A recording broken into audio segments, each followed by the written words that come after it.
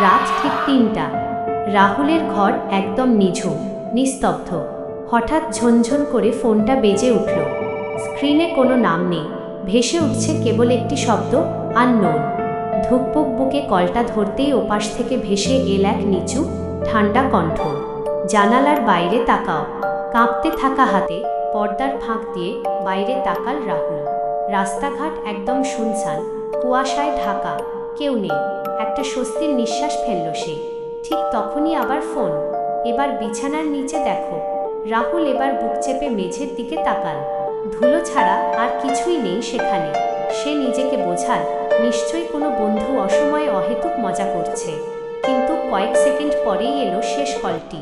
ওপাশের কণ্ঠটা এবার আরও জমে যাওয়া বরফের মতো ঠান্ডা। আমি তো বিছানার নিচে নেই, আমি তোমার ঠিক পেছনে দাঁড়িয়ে আছি।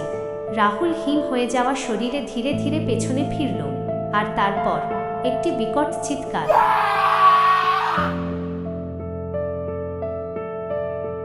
পরদিনের রহস্য। পরদিন সকালে রাহুলের ঘরের দরজা খোলা পাওয়া গেল। ঘরের আসবাবপত্র সব যথাস্থানেই সাজানো, শুধু মেঝেতে নিঃশব্দে পড়েছিল তার ফোনটা। ফোনটার স্ক্রিন তখনও হালকা জ্বলছিল, আর তাতে ভেসেছিল একটি নতুন মেসেজ, নেক্সট কল এট রাত ৩টে। পুলিশ এল, চারপাশ ছানবিন করল, কিন্তু রাহুলের কোনো চিহ্নই পাওয়া গেল না। যেন এক নিমেষে বাতাসের সঙ্গে মিলিয়ে গেল সে।